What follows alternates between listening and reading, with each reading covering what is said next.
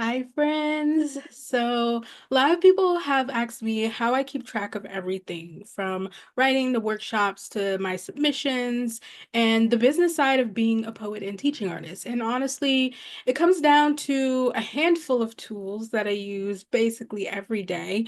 Nothing too wild, just stuff that helps me keep things moving without losing my mind. And so today I'm going to share three of those that really help me hold it down as a poet and teaching artist. You don't need all the bells and whistles, just what works for you and your brain and your process. And I want to show you what's working for mine. So, to start off, we're going to be looking at Notion. Okay. So this is my Notion. This is the Greenhouse Wiki where everything poetry related is housed. We won't go through the whole thing because it's a lot, but I just want to give you like a little bit of a sneak peek into what I use this for. Immediately off the bat, we have workshop planning. When I click into this, it's gonna show me like any ideas that I have because sometimes I'll just be out and about and I'll be like, ooh, this would be a cool workshop. So I'll jot the idea down. It's where I hold my poems chart. If I read a poem online or in a book that I'm like, ooh, this is so good, I will put it in this poems chart. Right now, there's like almost 400 poems, which is wild. And then I have even more bookmarks because I read a lot of poems. But everything, the docs that I use when I am teaching the workshop and I want to keep an eye on my agenda, those types of things are all housed in my workshop planning doc. This is my submissions tracker. This is where I house all of my information for one-to-one coaching, merch ideas, digital products. Writing is where I keep track of books, so like my poetry books or fiction novels that I'm working on. Newsletter, YouTube, Substack. This is where I am jotting down my ideas for things, drafting out the script for like a YouTube video or the text of my Substack post or my monthly newsletter that I send out to subscribers. If you're not subscribed to my mailing list, you should do that now. I'm gonna see if I can learn how to put one of those little card thingies at the top so that you can maybe click on it. Maybe that's not where you put that. Check the description box, friends, for my mailing list link. Lit roles is anytime I'm doing something like a fellowship or if I'm a juror for an award, like whatever it is.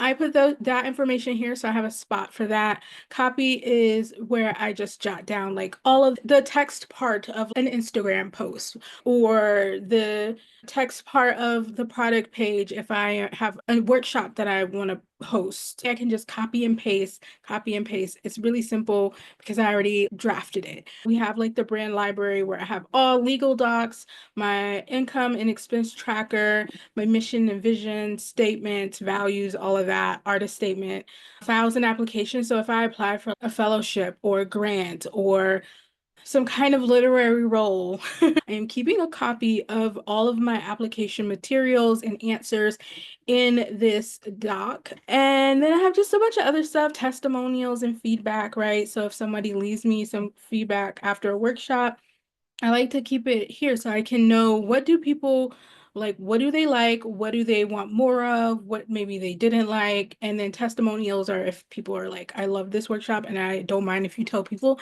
that I love this workshop or whatever it is. Links and logins are here because I do a lot of collaborations, so I share a lot of logins. I collaborate with folks who use my Canva or Zoom, things like that. I want to have a place where I can see those things.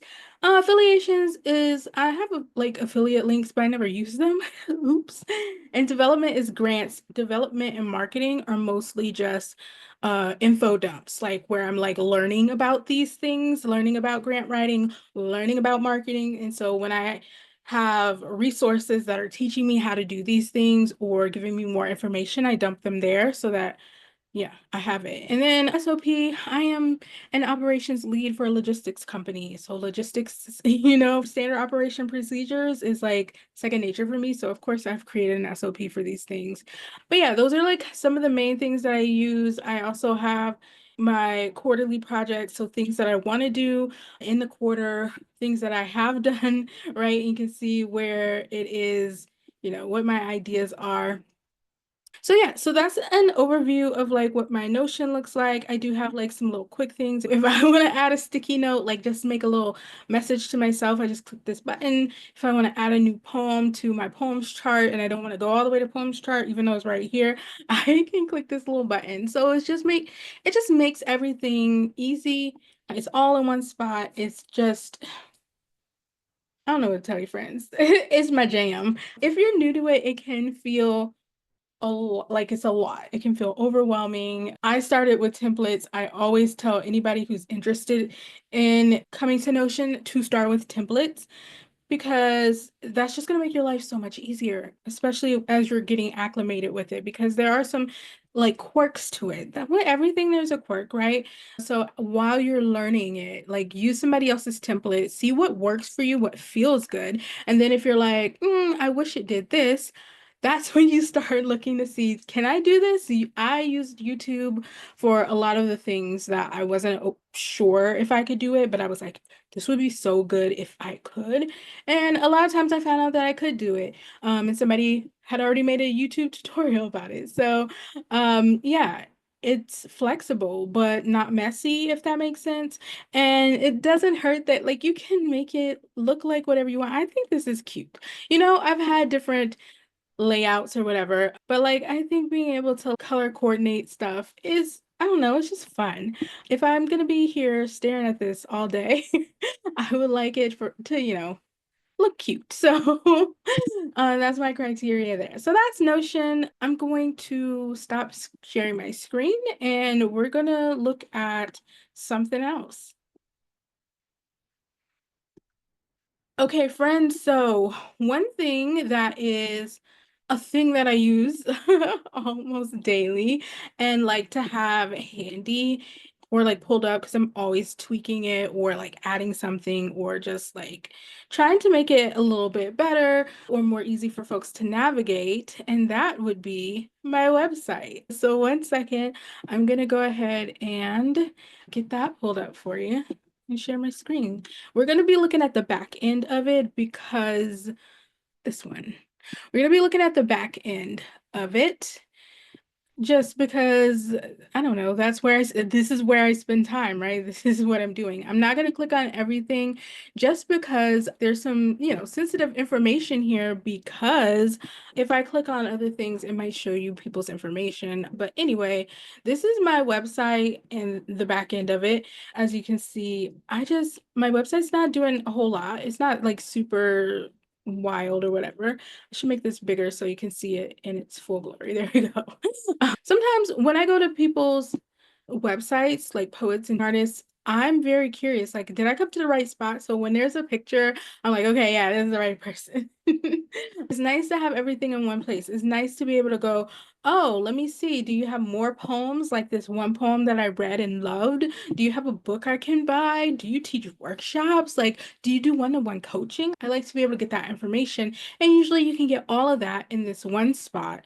And so I don't know. It's just it feels good, right? You can share your bio, your events, all those things. So when I started offering workshops and selling books, I knew I wanted a home base like a website. This is where people can sign up for my stuff. Like I have workshops here, which you can click on and you can see like what current workshops are available. Right now we're promoting Camp Right Start. So that is at the forefront of my website right now. And then yeah, I have the about me. So if people want to learn more about Talisha J, they can click on that, learn more.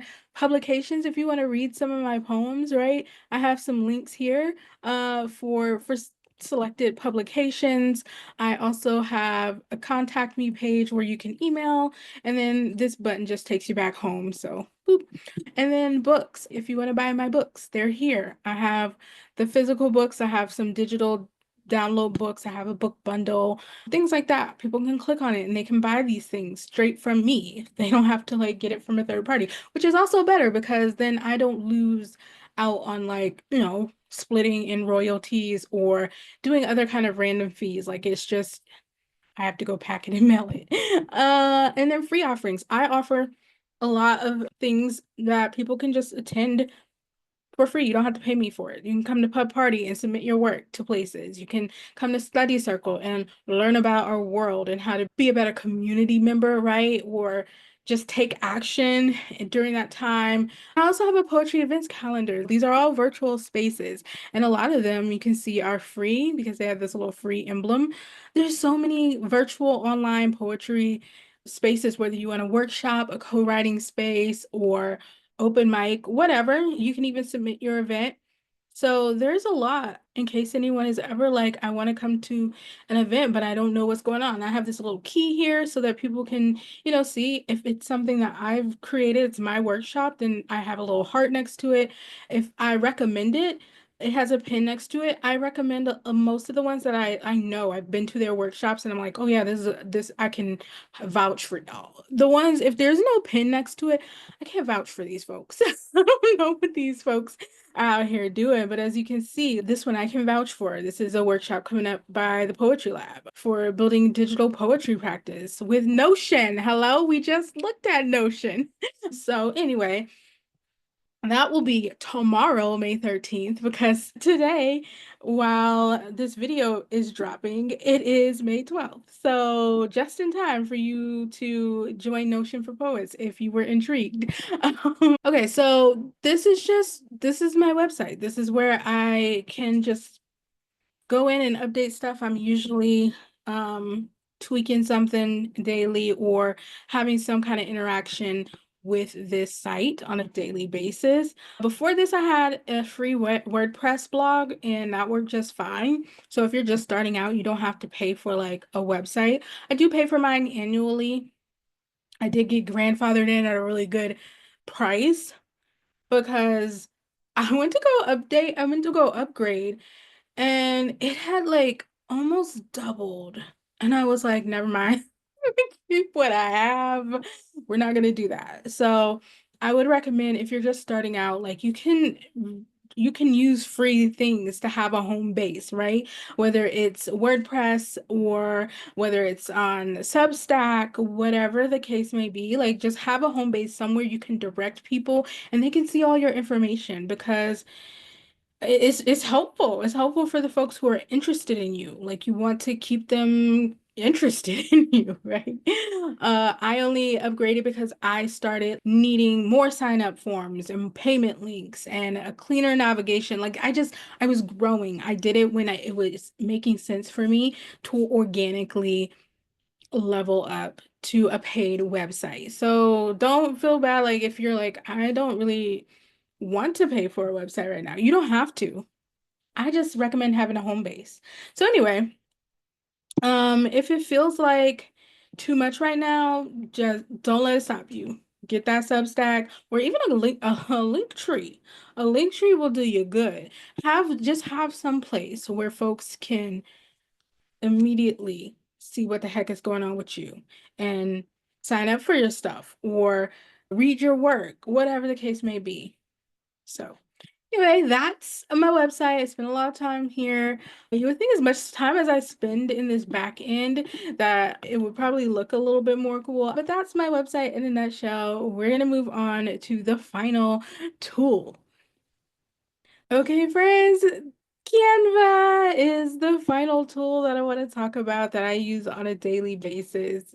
As a poet and teaching artist, these things this is so necessary for me because I have to tell y'all, I am not a graphic designer. I know what looks good after it's made, but I am not someone who can all like start from scratch and make something like that I feel is really beautiful and I feel confident about. So Canva just helps me fake it till I make it. And I mean, I am getting a little bit better, but mostly I use templates. This is where I make, occasionally I will do like a slideshow, like not a PowerPoint because it's on Canva, but like a slideshow for a workshop. This is where I make all of my promotional workshop materials or where I edit and I make the graphics for like the YouTube videos or anything that I'm making a graphic for, quote graphics, everything. I can get like really lost in Canva for real.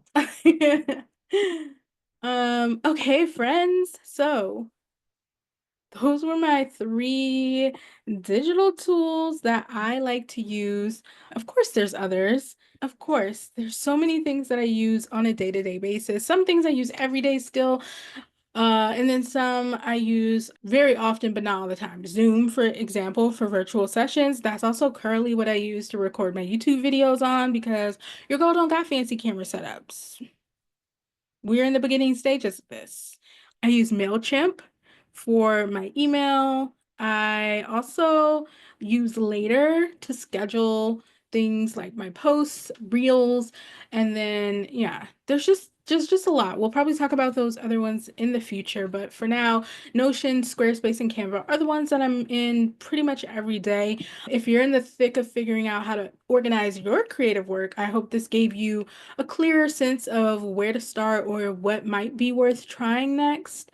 Because honestly, you know, it's one of those things where you don't know what your process is until you start processing and you start doing the things, and then you're like, hey, it would be so much easier or so much better if X, Y, and Z. That's when you start growing and expanding what systems you're using. If you're trying to figure that out, I hope this gave you something to think about. I originally wrote about all of these tools in my Sweetheart Substack post, which I'll link in the bottom. So if you want to check that out, you can. You'll also get the sweet assignment that goes with it if you're in the mood to do a little bit of work today. And if you got tools that you love or questions about how I use any of these, drop a comment. I'm thinking about doing a part two that's more behind the scenes. Maybe I'll like actually record myself working on them. I don't know. Is that something y'all would even care about? Let me know in the comments below, and I will see you next Monday. Bye.